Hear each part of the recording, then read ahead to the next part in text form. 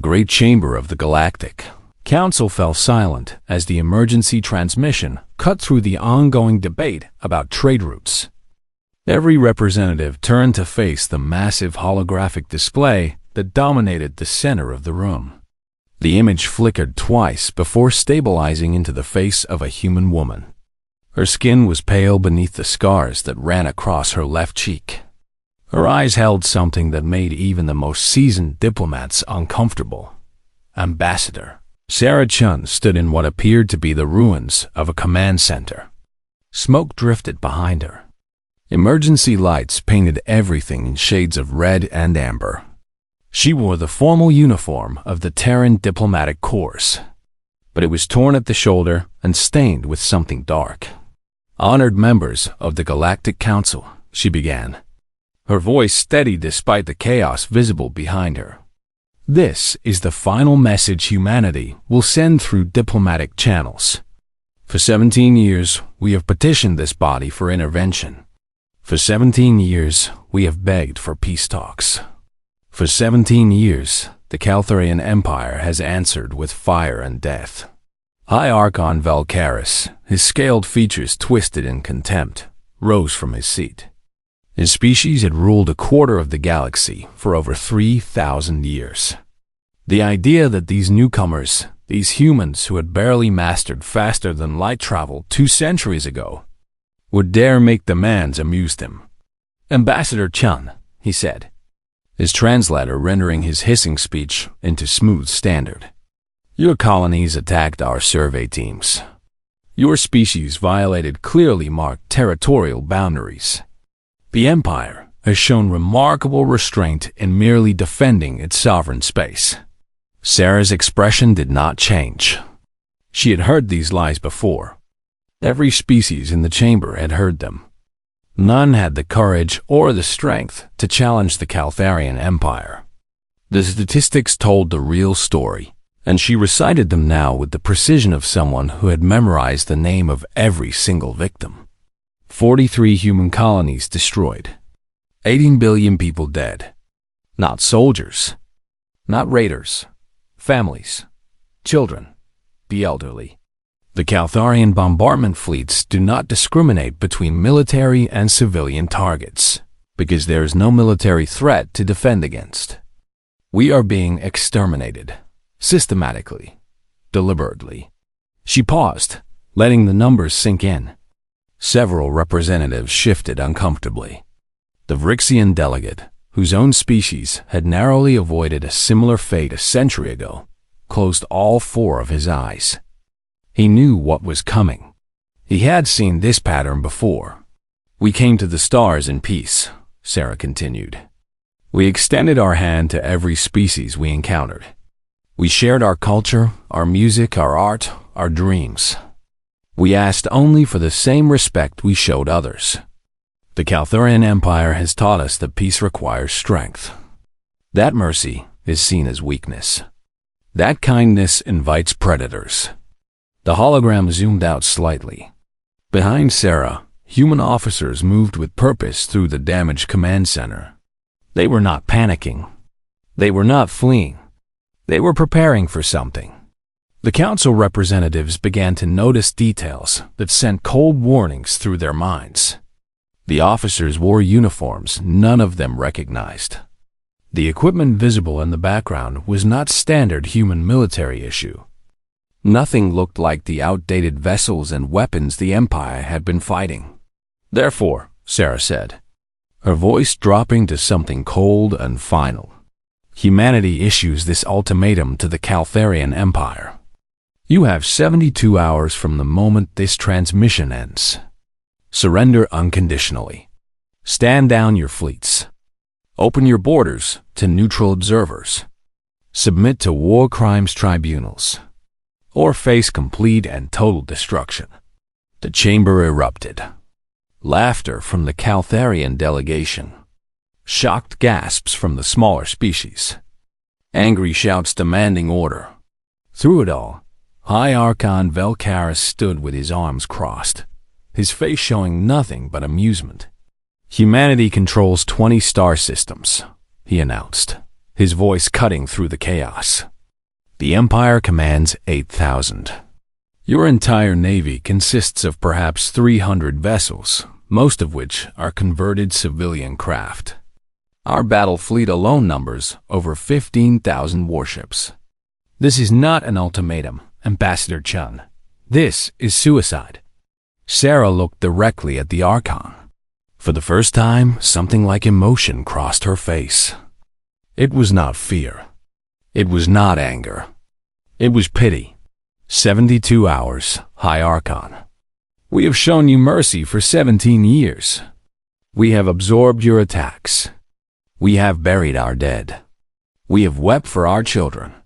We gave you every opportunity to choose peace. You chose genocide. Now you will learn what happens when humanity stops asking and starts answering. The transmission ended abruptly. The council chamber filled with voices, all speaking at once. Several representatives demanded immediate intervention. Others called for sanctions against the Empire, though everyone knew such measures were meaningless. The Vrixian delegate simply stood and walked out, his species having learned long ago that sometimes the best option was to stay far away from conflicts between apex predators. Dot in the Caltharian Imperial War Room. Admiral Caraxes reviewed the threat with his senior staff. The analysis was unanimous. Humanity was bluffing. They had to be. Every piece of intelligence confirmed that the human military was outmatched in every category. Numbers, technology, experience, industrial capacity. The Empire held every advantage. They are desperate, Caraxes explained to his officers. A dying animal will bare its teeth, even when it knows death is certain. We will give them their 72 hours. Let them scramble. Let them panic. Then we will finish what we started and claim their remaining worlds. Perhaps some of their species will make acceptable slaves. They are creative, if nothing else. The officers laughed. Orders were sent across the Empire. The final assault fleets began to gather. Millions of soldiers prepared for what they believed would be an easy victory. The propaganda broadcasts had already been prepared, celebrating the inevitable triumph over the rebellious human vermin. Across human space, something different was happening. Every civilian vessel received the same priority message. Evacuate. Immediately. Head to designated coordinates in deep space. Bring only what you can carry. The colonies went dark within hours. Communications ceased. Beacon signals stopped transmitting. Even the distress calls that had become so common over the years of war simply ended. Imperial sensors picked up the exodus.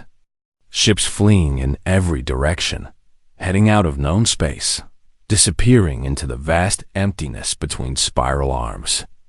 To the Caltharians, it looked like exactly what they expected. Humanity was running. The threat had been empty after all. Victory was assured, but deep in the darkness between stars, in places no survey ship had ever mapped, ancient machines were waking up. Reactors that had been sleeping for 100 years began to hum with power. Weapon systems ran diagnostic checks. Crews who had been training in secret, waiting for this exact moment, took their positions. The timer started counting down. 72 hours until the galaxy learned what humanity had really been doing for the past 17 years. 72 hours until the Empire discovered that patience and mercy were not the same thing as weakness. 72 hours until everything changed. The edge of the Caltharian home system was monitored by the most advanced sensor network in the known galaxy. 360 platforms, each the size of a small moon, watched every approach vector. Nothing entered or left the system without Imperial knowledge. It was a point of pride, a symbol of the Empire's absolute control. Sensor technician Routh had been watching his screens for 6 hours of his shift when the alarms began. Not the standard proximity warnings, not the gentle chimes that indicated civilian traffic. This was the emergency klaxon, the sound reserved for fleet-level threats. His 3 hearts began to race as he pulled up the readings. "Commander," he said, his voice cracking despite his training, "we have gravitational anomalies at coordinates 7-7-Mark-3-3. Multiple signatures. Large-scale displacement events." Commander Vexahal moved to Ralph's station, her experienced eyes scanning the data. She had served on the sensor network for 40 years. She had seen asteroid collisions, stellar phenomena, and every type of jump drive signature known to science. What she was seeing now did not match any known profile. "Classification?" she demanded. "Unknown, Commander. The readings they are wrong. Jump drives do not create this much spatial distortion. This looks more like someone is tearing holes in reality itself." The first rupture appeared on the main display. Not the clean blue shimmer of a standard jump point. This was violent. Space itself seemed to split open like a wound, bleeding radiation across every spectrum. Energy poured out in waves that set off warning systems across the entire sensor platform. Then something began to emerge. The first ship was larger than anything in the Imperial database. Larger than a dreadnought.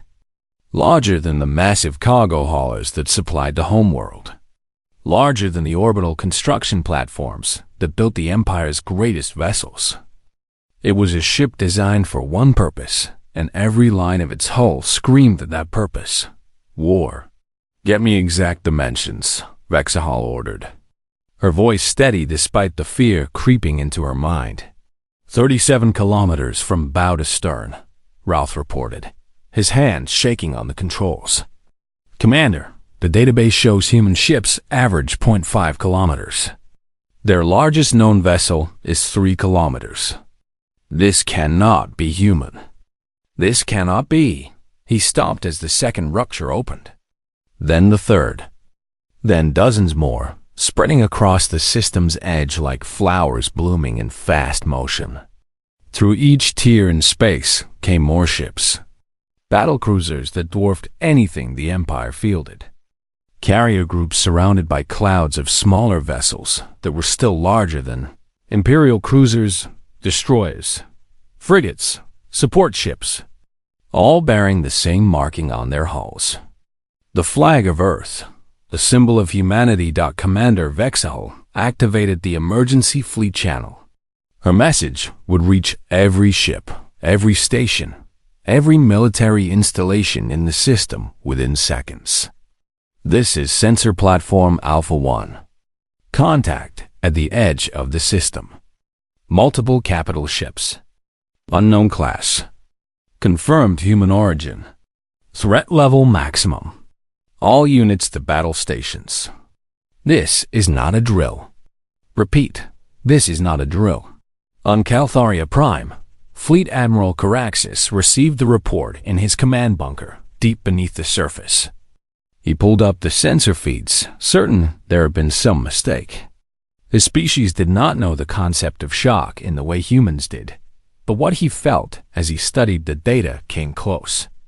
"How many?" he asked his chief analyst.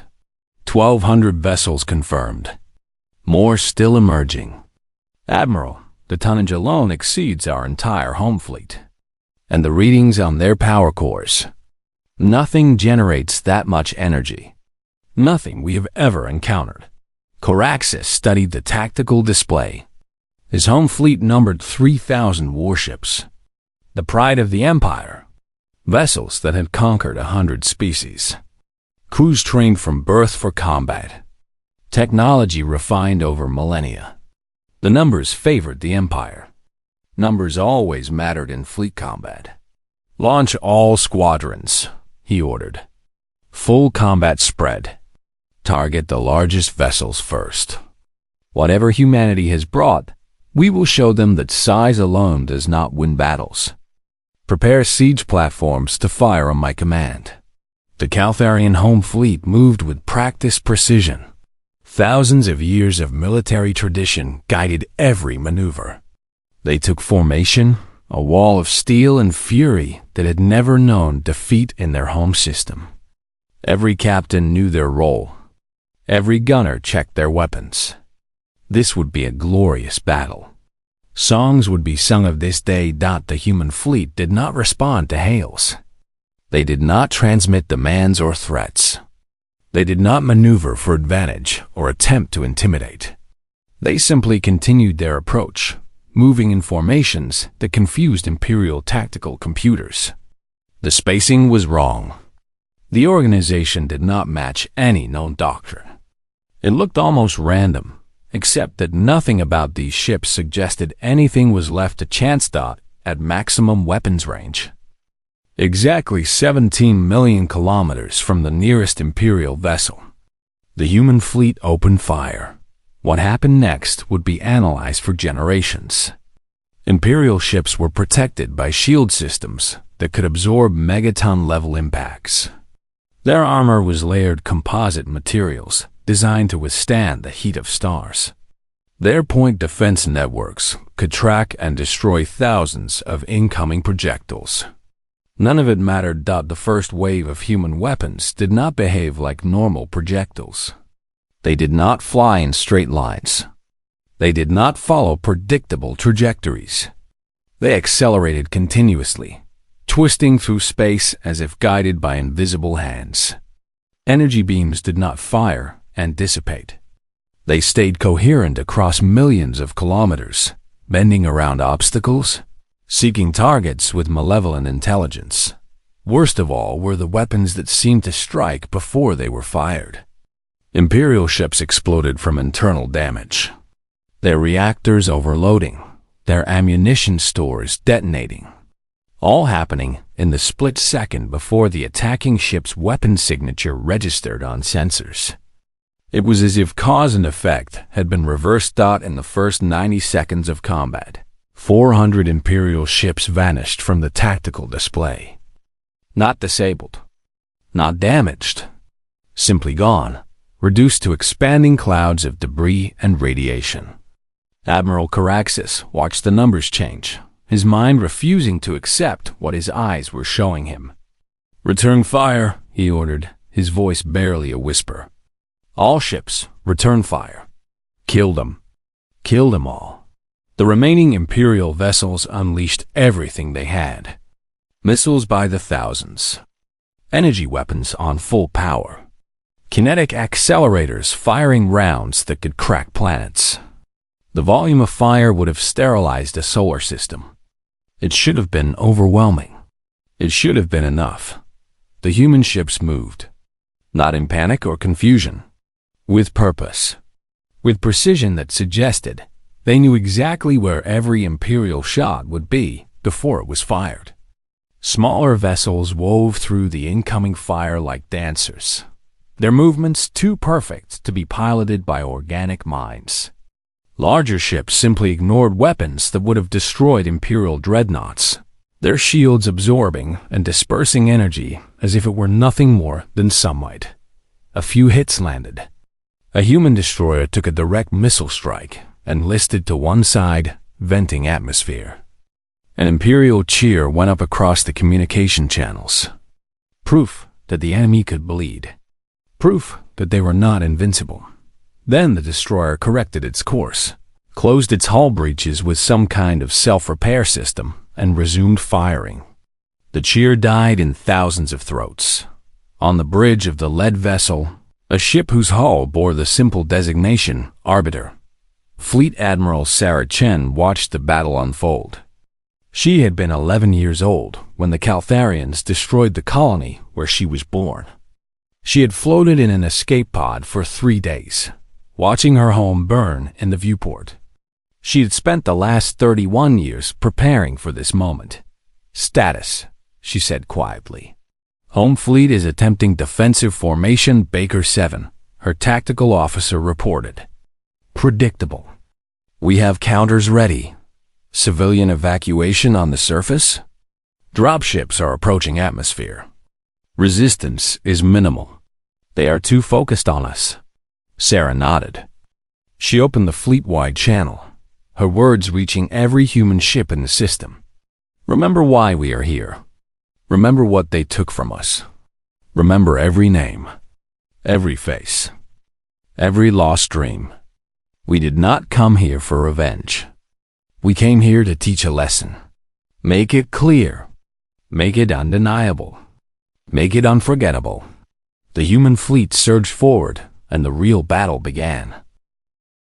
The Caltharian home fleet had conquered 17 star systems in the last century alone. They had broken siege lines that had held for decades. They had defeated enemies with superior numbers and matched foes with equal technology. Every captain in the fleet was a veteran. Every tactical doctrine had been tested in blood. None of it was working. Admiral Caraxes watched his tactical display transform into a nightmare.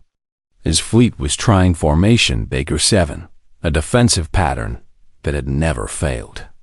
It involved a layered shield coverage, overlapping fields of fire, and mutual support between vessel groups.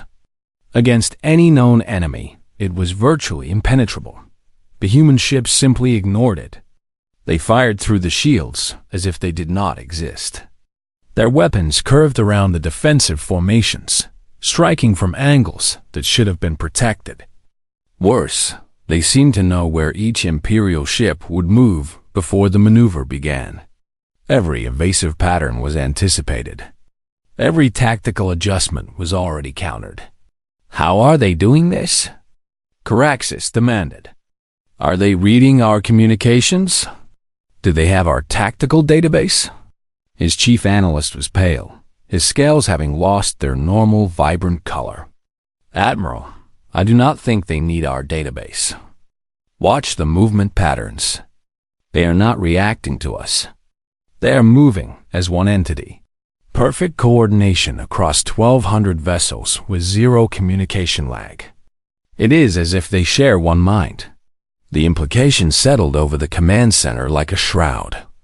Artificial intelligence networks were not uncommon in the galaxy, but there were limits to what was possible. Organic crews needed time to process orders. Communication between ships took seconds, sometimes minutes.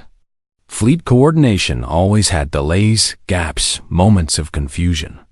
The human fleet had none of these weaknesses. Switch to random evasion protocols, Caraxes ordered. If they are predicting our movements based on doctrine, we must become unpredictable. The orders went out. Imperial ships began making random course changes, firing at random intervals, abandoning all tactical coordination in favor of chaos. For a few minutes, it seemed to work. The rate of Imperial losses slowed. A few human ships took damage. Hope flickered in the hearts of the defenders. Then the human fleet adapted. The random movements became predictable to whatever intelligence guided the enemy. The chaos was analyzed and countered. The losses resumed at an even faster pace. Admiral Caraxes realized with growing horror that his fleet was not fighting an enemy. They were fighting a force of nature that learned and evolved with every passing second. While the space battle consumed all attention, something else was happening in the skies above Caltharia Prime. Human dropships began entering the atmosphere. Not the massive assault craft designed to carry armies. These were evacuation transports, their hulls marked with symbols that meant civilian rescue. In a dozen languages, defense batteries on the surface locked onto the incoming ships. Targeting computers calculated firing solutions. Fingers rested on triggers. Then the orders came down from the highest levels of government. Do not fire. The fleet would handle the human threat. The surface defenses were needed as a last resort. The dropships landed in cities across the planet. Their loading ramps dropped and human soldiers emerged. They wore armor, they carried weapons, but they did not attack. Instead, they went door to door, building to building, speaking through translators in calm, clear voices. You have 1 hour to evacuate. Bring only what you can carry. No weapons. No exceptions. Board the transports or stay and face what is coming. We do not have time to argue. We do not have time to explain. Choose now. The reactions varied. Some Caltharians fled immediately, driven by primal fear of the warriors who had appeared in their streets. Others barricaded themselves in their homes, certain this was a trick, a cruel game before the slaughter. A few tried to fight and were quickly disarmed, though notably not killed. The humans were precise in their violence, using exactly enough force to neutralize threats without causing permanent harm. In the capital city, Archon Velcaris watched from his palace as transports began lifting off, packed with civilians of all ages. He had been receiving reports from the space battle. The numbers were impossible. Over half his home fleet was gone. The remainder was being systematically destroyed. His empire was dying above his head, and he could not stop it. He activated his emergency communication system, the one reserved for the most desperate circumstances. Deep in the Empire's most secret facilities, massive siege platforms began to wake up. These were weapons that violated every galactic treaty. Planet killers. World breakers. Devices banned by the Council because their use was considered a crime against all life. The Empire had kept them in secret for exactly this kind of emergency. If the fleet failed, if the defenses fell, these weapons would ensure that the enemy paid an unbearable price. They had never been fired in combat. Most Imperial citizens did not even know they existed. But Velcaris had no choice left. Activate all siege platforms, he commanded. Target the human fleet. Full power. I do not care about treaties or laws. I do not care about galactic opinion. Destroy them. Destroy them all. The siege platforms were enormous structures hidden in the outer system, disguised as mining facilities and research stations. They drew power directly from the system's star through vast collector arrays. When they fired, they could channel that stellar energy into beams capable of cutting through planets. 3 of them existed, positioned to cover different orbital planes. All 3 turned their weapons toward the human fleet and opened fire simultaneously. Space itself seemed to scream as unimaginable amounts of energy carved through the darkness. The beams were visible from the surface of Caltharia Prime, 3 lines of blinding white light reaching toward the enemy. The Imperial Command Center erupted in cheers. The human ships were powerful, yes, but nothing could withstand this. The siege platforms had enough firepower to destroy entire moons. Shields and armor meant nothing against this level of assault. Finally, humanity would learn the price of attacking the Empire. The lead human ship, the Arbiter, did not attempt to evade. It did not deploy any special countermeasures. It simply turned to face the incoming fire and absorbed the full output of all 3 siege platforms directly to its forward hull. The impact should have vaporized it instantly. Instead, the ship glowed. Energy washed over its hull like water over stone, dispersing across some kind of field that became visible only under the extreme stress. The glow intensified, became almost too bright to look at, and then stabilized. The humans had known about the siege platforms. Of course they had. They had been watching, waiting, learning everything about the Empire's capabilities. They had built their flagship to withstand exactly this kind of attack. The Arbiter absorbed the full power of 3 stellar-scale weapons for exactly 17 seconds. 1 second for each year of human suffering. 1 second for each year the Empire had ignored calls for peace. 1 second for each year that humanity had endured and planned and prepared. Then it returned fire. The weapon that emerged from the Arbiter's main battery was not a beam or a projectile. It looked like a sphere of absolute darkness, a hole in space itself that pulled in all light. It moved slowly, almost lazily, toward the nearest siege platform. When it made contact, the massive structure simply ceased to exist. Not exploded, not vaporized.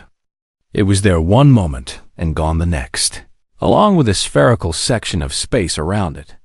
The second platform tried to reposition, tried to target the orbiter again. The human ship fired twice more. Both siege platforms vanished the same way, deleted from reality as if they had never existed. Admiral Caraxes watched this happen from his command bunker. He had been a soldier his entire life. He had faced death many times. He had always believed that the Empire was invincible, that their technology and numbers made defeat impossible. Now he understood the truth. Humanity had not come here to fight a battle. They had come here to teach a lesson, and they had the power to make that lesson absolutely clear. "Signal all ships," he said quietly. "Offer surrender. Maybe they will show mercy." His chief analyst looked at him with something between pity and despair. "Admiral, we sent them the same offer 17 years ago. They begged us to stop. We did not listen. Why would they listen to us now?" Caraxes had no answer. He could only watch as his fleet died. His world stood defenseless, and humanity demonstrated what happened when peace was rejected. The destruction of the siege platforms marked a turning point. What remained of the Caltharian home fleet stopped trying to fight and started trying to survive. Ships broke formation, each captain making their own decision about whether to run or surrender. Some attempted to flee to the outer system. Others powered down their weapons and broadcast surrender codes. A few, driven by pride or fury or simple inability to accept defeat, continued firing until human weapons silenced them forever. Fleet Admiral Sarah Chun gave the order that every fleeing ship had been waiting for with desperate hope. "Let them run. Our fight is not with those who choose to leave. Our fight is with the Empire itself." The human fleet reorganized with the same impossible coordination they had shown throughout the battle. Some vessels pursued the most dangerous remaining threats, finishing them with clinical precision. Others began moving toward Caltharia Prime's orbital infrastructure. The largest group turned toward the inner system, where the Empire's industrial heart waited. Over the next 36 hours, humanity demonstrated what total war really meant when waged by a species that had spent nearly 2 decades preparing for this exact moment. The human fleet did not occupy territory. They did not demand tribute. They did not negotiate. They simply erased the Empire's ability to wage war piece by piece, system by system.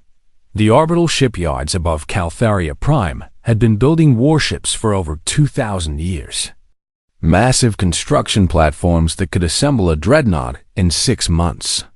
Dry docks that held vessels in various stages of completion. Supply depots that stored enough materials to build 100 fleets. All of it had taken generations to build, represented the combined knowledge of countless engineers, and served as the backbone of imperial military power. Human demolition teams, working with a precision that suggested they had planned this down to the individual explosive charge, brought it all down in less than a day. They gave workers time to evacuate. They broadcast warnings so that anyone who wanted to leave could do so safely. Then they destroyed everything that remained. The shipyards did not explode in dramatic fireballs.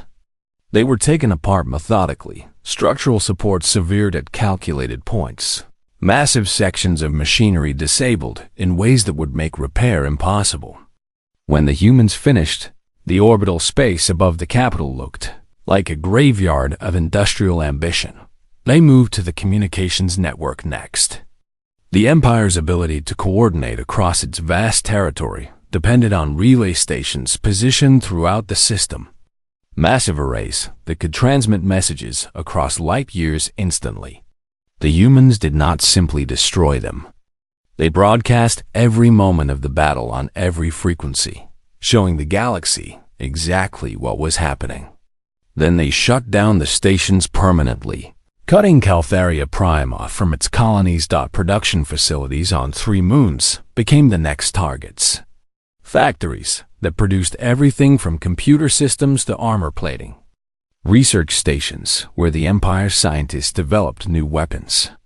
Each installation received the same treatment: evacuate or stay, but either way, the facility would be destroyed. Most chose evacuation. A few scientists tried to defend their work and were removed, forcibly, but not killed. The pattern became clear to observers across the galaxy. Humanity was not committing genocide. They were not slaughtering civilians or destroying cities. They were systematically removing every piece of technology that made the Caltharian Empire powerful. They were reducing an interstellar civilization back to a pre-space age society. On the capital world, Archon Velcaris watched his empire die around him. The palace was surrounded by his personal guard, thousands of elite soldiers with the best weapons the Empire could provide. It did not matter. No military force could stop what was happening in orbit. No army could reach the human fleet. All he had left was his voice. He activated the emergency broadcast system, the same one used to announce great victories and celebrate military achievements. His image appeared on screens across the planet, and on the few remaining communication channels that still reached the colonies. "People of the Empire," he began, his voice carrying the weight of 3,000 years of unbroken rule. "I stand before you in our darkest hour. The humans have defeated our fleet. They are destroying our infrastructure. They are crippling our civilization. I take full responsibility for this disaster. I underestimated our enemy. I believed our strength was absolute. I was wrong." He paused, gathering what remained of his dignity. "I hereby offer humanity unconditional surrender. I will stand trial for war crimes. I will submit to any judgment they impose. I ask only that they spare our people. We have learned our lesson. We understand our mistake. Please, show mercy." The response came not from Fleet Admiral Chun, but from a transmission broadcast across every frequency, translated into every language spoken in the Empire. The voice was calm, almost gentle, which somehow made the words more terrible. "High Arkham Velcaris, your offer of surrender is noted and rejected. You had 17 years to show mercy. You had 17 years to choose peace. You responded with fire and death. You killed billions of our people. You destroyed our colonies. You hunted us across the stars like animals. When we begged you to stop, you laughed. When we offered peace, you demanded submission. When we warned you of consequences, you called us weak." The transmission paused, letting the silence carry its own weight. "Your people will not be harmed. We have no quarrel with civilians who took no part in the decision to wage genocide against humanity. But the Caltharian Empire ends today. Your shipyards are gone. Your fleet is destroyed. Your communications network is offline. Your industrial capacity is reduced to primitive levels. You will spend the next century rebuilding what took you millennia to create. And every day of that century, you will remember this lesson." Velcaris felt something break inside him. Not his body. Something deeper. The absolute certainty that had guided his entire life. The belief that the Empire was eternal, invincible, chosen by fate to rule the galaxy. All of it shattered in an instant. "What lesson?" he asked, his voice barely a whisper. "What are you trying to teach us? That peace is not weakness. That patience is not surrender. That the universe does not belong to the strong. It belongs to those who understand that strength must be tempered with wisdom. You saw our peaceful nature and mistook it for inability to fight. You saw our reluctance to wage war and assumed we could not wage it well. You forgot the most important lesson history teaches. The most dangerous enemy is not the one who threatens you from the start. It is the one who extends their hand in friendship and is forced to close it into a fist." The orbital structures that had surrounded Taltharia Prime for thousands of years began to fall.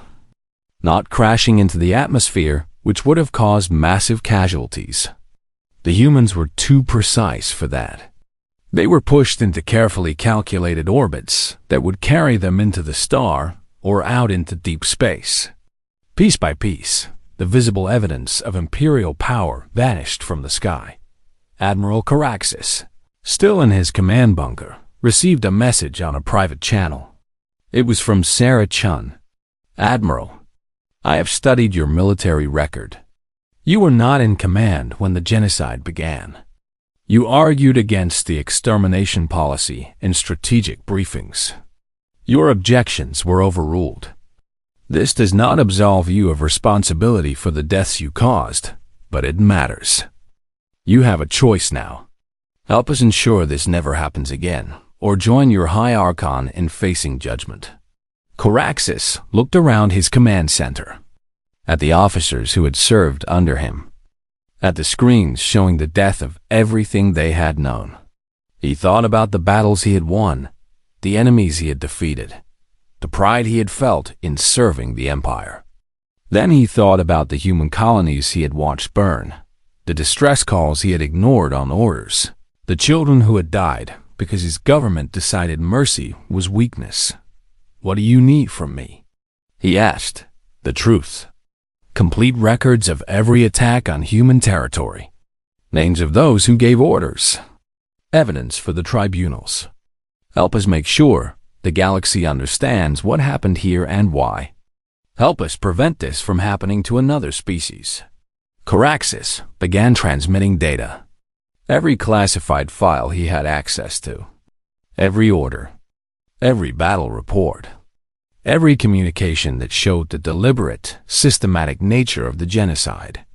It was a betrayal of everything he had sworn to protect. It was also the only honorable choice remaining. Above Calthuria Prime, the last of the orbital infrastructure fell silent and dark. The empire that had ruled for 3,000 years was reduced to a single planet with no way to reach the stars. The lesson was complete. Now came the aftermath. 3 months after the ultimatum, the human fleet prepared to depart Caltharian space. Behind them, the once mighty empire existed as a shadow of its former self. The planet remained intact. The population was alive. Cities still stood, and people still went about their daily lives. But everything that had made them an interstellar power was gone. No satellites orbited their world. No ships could leave their atmosphere. Their most advanced technology was now combustion engines and basic electronics. They could build cars and radios, but not spacecraft or faster than light communicators. They would have to climb back up from what was essentially the early industrial age, relearning everything their civilization had known before. The Galactic Council convened in emergency session. Every member species sent their highest representatives. Even those who typically avoided political involvement came to witness what humanity would demand as the price of their victory. The entire galaxy expected harsh terms: occupation, reparations, territorial concessions. Enslavement of the defeated species. Ambassador Sarah Chun, still bearing the scars from the war, stood before the council once more. This time, no one laughed. No one interrupted. Every eye was fixed on the human representative who had delivered both the ultimatum and the destruction that followed. "Honored members," she began, her voice carrying the same calm that had preceded the war. "Humanity presents the Articles of Permanent Peace. We have transmitted the full document to all delegations, but I will summarize the key terms here." She activated a holographic display. The gathered representatives leaned forward, expecting complex demands and lengthy conditions. What they saw shocked them into silence. First, humanity claims no Caltharian territory. We demand no reparations. We require no tribute. The Empire's worlds remain their own, to govern as they see fit once they rebuild their civilization. Murmurs spread through the chamber. This made no sense. Victors always claimed territory, always demanded payment for their losses. Second, All human remains taken from destroyed colonies will be returned to us for proper burial according to our customs. This is not negotiable. We will recover every body. We will honor every name. We will remember every face. Third, the Caltharian Empire will submit to war crimes tribunals. Those responsible for ordering and executing the genocide will face justice. This includes military commanders, political leaders, and anyone who participated willingly in attacks on civilian populations. Trials will be conducted by neutral parties under Galactic Council oversight. Fourth, humanity offers defensive technology sharing agreements to any species willing to sign mutual non-aggression pacts. We will provide shield generators, sensor systems, and other defensive capabilities. Not weapons, not offensive systems. We will help others protect themselves, but we will not arm the galaxy for war. Sarah paused, letting the term sink in. The Vrixian delegate who had walked out during her ultimatum 3 months ago raised a tentacle. Ambassador Chen, these terms are remarkably generous for a species that just demonstrated overwhelming military superiority. Why do you not demand more? Why do you not expand your territory? Why do you not claim what you have earned through victory? Sarah's expression softened slightly, becoming something almost sad. Because that is not why we came to the stars. We did not leave Earth seeking empire. We came looking for friends, for partners, for others who shared our dream of exploring the universe together. The Caltharian Empire taught us a painful lesson about the dangers of that dream. But they did not kill the dream itself. We still believe in peace. We still believe in cooperation. We simply will never again be unprepared for those who choose war. She gestured to the display, bringing up the final term. Which brings us to the last article. Humanity requests only one thing from the galactic community: guaranteed autonomy, recognition that human space is sovereign and inviolable. We will not expand beyond our current borders. We ask only that others respect those borders absolutely. The chamber fell silent for a long moment. Then the Vrixian delegate spoke again. And if someone violates those borders? If another species makes the same mistake the Caltharians made, then the galaxy will learn that our patience, while vast, is not infinite. We gave the Empire 17 years to stop their genocide. We gave them repeated warnings. We offered peace at every opportunity. They chose to continue. We responded. We will always respond to existential threats with whatever force is necessary to ensure our survival. Another delegate, representing a species that had been considering expansion into human-adjacent space, raised a question.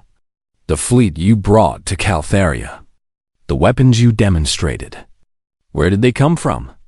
Our intelligence services show no evidence of such military buildup. How did you hide this from the entire galaxy? Sarah smiled, but there was no humor in it. We did not hide it. We built it in places you never thought to look. Between the stars, in the dark spaces where survey ships do not go. We built it slowly, over decades, using resources from asteroids and dead worlds. We built it while simultaneously begging for peace, hoping we would never need to use it. That hope died when the 43rd colony burned. The Articles of Permanent Peace were ratified within a week. Every major species signed the non-aggression pacts with humanity. No one wanted to risk becoming the next object lesson. Even species that had never interacted with humans before sent delegations to sign treaties, just to ensure they were clearly listed as friends rather than potential threats. The defensive technology sharing began immediately. Human engineers arrived at dozens of worlds, installing shield generators and sensor networks. They trained local technicians, shared design specifications, and answered every question. The only request they made was that the technology never be reverse engineered into weapons. Most species agreed readily. A few tried to break that agreement and found that the human technology contained safeguards that made offensive applications impossible. Above Caltheria Prime, a monument was placed in permanent orbit. It was a simple structure, a ring of metal 3 kilometers in diameter, protected by automated weapons platforms that would remain active for 10,000 years. The monument broadcast continuously in every known language, a message that would echo across the centuries. Here died an empire that mistook patience for weakness. Here fell a civilization that confused mercy with inability. Humanity came to the stars, seeking friends, and found enemies. We offered peace and received genocide. We begged for restraint and were met with fire. For 17 years we endured. For 17 years we hoped. For 17 years we prepared. Let this place stand as eternal reminder. Peace is humanity's preference. Survival is humanity's imperative. Choose wisely. The human fleet departed the Caltharian system in the same way they had arrived. Reality tore open. The massive vessels slipped through into the darkness between stars, and then they were gone. Sensor networks across the galaxy tracked them leaving, but once they entered deep space, the signatures vanished. The fleet simply disappeared, returning to whatever hidden places humanity had built them. On Earth, in the headquarters of the Terran Defense Fleet, Admiral Sarah Chung stood before a wall covered in names. 18 billion names, arranged by colony, by date of death, by family group. Every human who had died in the Caltharian genocide was listed there. She had walked this wall every day for 17 years, memorizing names, remembering faces from memorial files, carrying the weight of every loss. Now she stood before it one final time as an active service member. Tomorrow she would retire, return to civilian life, try to remember who she had been before the war consumed everything. She placed her hand on the wall, feeling the slight texture of the engraved letters.